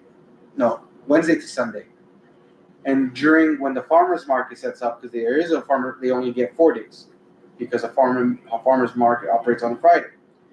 other stuff is like, because it's with food, they need to go to a kitchen that is like a commercial kitchen, where the vendors have to go prepare the food to bring it to the plaza. So that like the QDC, for some miraculous reason, has a commercial kitchen, but the location of it is out in Long Island City, which is way out of the way for Corona. So vendors are spending a lot of money, food vendors are spending a lot of money transportation costs. They don't own the cars, so they have to pay taxis and stuff like that. And they just have to, so logistically, it's not the most convenient. So other than that, I mean, I don't know if you want to add anything else. Wait, what did they think? What did they think about the idea? The about, vendors, About what idea? Sorry. the Corona idea. Like we were to bring that. Yeah. A ustedes, That model. la pregunta que quieren hacer es, ¿qué les parece a ustedes la idea, verdad, de conseguir un espacio similar al modelo de la Plaza Corona en la 103, de tener un espacio seguro, con permiso para vender, y que no sea necesariamente en la 149 y Tercera Avenida, posiblemente en otro lugar, no sé, dependiendo de las opciones, pero ¿qué les parece a ustedes? Inquietante en primer lugar, ¿verdad? Porque si nos van a poner en un lugar donde vamos a estar seguros, pero no vamos a vender nada, es lo mismo que mejor quedarme en mi casa. So it's Anna's response, and I think it's very astute. Is it's unsettling because if you're gonna put us in a place where we're permitted to vend, but we don't sell anything, then it's almost the same as might as well just stay home. And I'll add some historical context. There is historical examples of this: the Essex Market in Lower East Side, the Bazaar on 116th Street. They all didn't work. Is that why they're They examples? just lose business. A street vendor's bread and butter is the foot traffic. If you put them off of the street, off the sidewalk, there's no guarantee that their clients are going to follow them to out of the way. I would like just to share another thing here. Like, I want to just maybe summarize what Eric shared. There are two main challenges with markets. The first one, they are very expensive to run. So unless you have serious funding that's coming, like from the city agency really doing the investment, they are very difficult to run and manage and be successful. Two is the foot traffic is key because, again, vendors are not running Starbucks shops or like whatever. People don't Google the vendors. A lot of the vendors rely heavily on the foot traffic. That's why you see people really choosing that corner right next to the subway stop so they can actually get the foot traffic, compared to a plaza that is 1 or 2 blocks away that you might think, oh, that's also close. People will go there. But without doing the marketing and the advertising to drive the foot traffic to the market will never succeed. Corona Plaza is very unique because Corona Plaza basically, the train station is right there. That's one. Two, the vendors actually built that, reputation of the market once it was the plaza built and the foot traffic started to come into the plaza. It just, the market created itself. But again, it's a very unique situation. I believe if Corona Plaza was 2 blocks away from that subway entrance, would have been that same plaza and that same market. Exactly. Okay. Thank you for that. I appreciate it. Yeah. ¿Tienen alguna pregunta o un comentario sobre porque posiblemente digan, no, yo no estoy de acuerdo con Ana, denme mi espacio ahí? Comer, es que Es muy bueno está tener bien un tener espacio diferencia. seguro, pero no tenemos seguridad, tener una economía.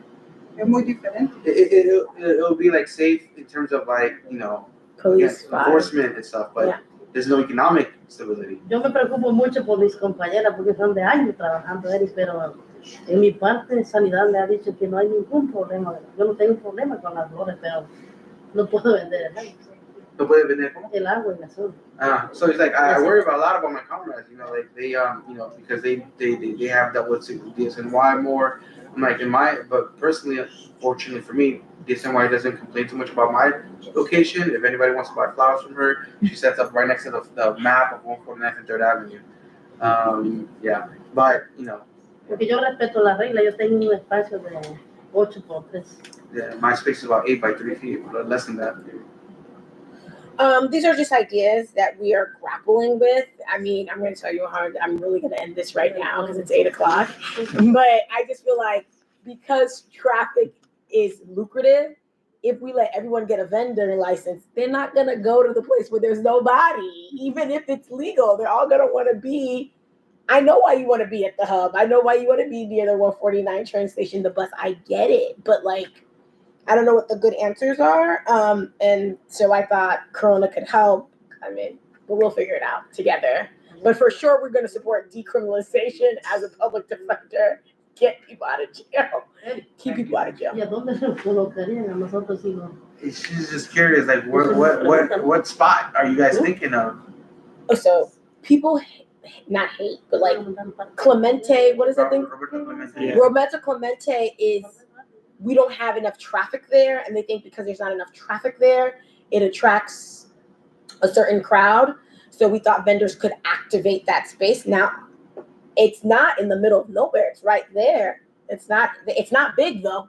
I agree with you. It's not big. And I think we could adjust the times. We can learn from Corona and adjust the times. And because it's so small, but I don't know about the kitchen. There's a lot of layers. Right. And, Emmanuel's here who's always talking about a collective, workers collective. We can make it a workers collective. We can make it a vendor collective. Workers cooperative. Yeah, workers cooperative. Emmanuel's always throwing that word around for me. So, but it's very small, not big, whatever. But these are that street, that end street right there. I don't know, but hold on, let me translate. Okay. La idea, una de las la ideas es la placita esa en la 149, 148 y tercera, donde actualmente hay algunos. ¿Cómo? No. I can't say no. Oh, Lord. Oh, God. I love my people. ¿Cuál parte? Ahí en donde están los pecados. La placita, ¿no? La placita. Ajá. Ahí, claro, yo fui a también. Sí, estaba- Pero ¿quién cobra o cómo? ¿Por qué? Dice que ahí se paga. ¿Quién paga? They Ahí know. también cobran. I don't want to go there. Que si tú te Drug pones a business. vender en la placita. No, Leti, pero si ellos dicen Están que hablando de una, o sea, como Si nos dan una una posible, licencia. si es que pudieran I'm about to replicar el modelo. I'm sorry. I'm sorry. Because we are the district meeting. It's like, yeah, it's like, yeah. Los tenemos pegaditos. Pues yo creo que la idea es de que ustedes lo saquen. Yeah, we'll continue this offline. No, Pero- porque ahí hay muchos. Sorry. No, no. Mira, mira. So Alba says she likes the idea. Oh, she of doesn't that hate it. location. Leticia's like, it just doesn't look. Usted sí vendería fruta, ¿no? Yeah, I mean, okay, we can talk about this more offline. You guys met with Pedro, the bid director. He always wants to activate the space. I do want to honor my board members' time. And I'm going to, there's no old business. Well, we'll just talk about things off the record. I am adjourning this meeting at 8:22. Record meeting. Huh? Can I have a motion to adjourn the meeting? I, Whitney Williams, move to adjourn this meeting. You have to second. Someone has to I second. second. I second. Yay. Discussion on the meeting? No, all yays? Yeah. Okay, sorry.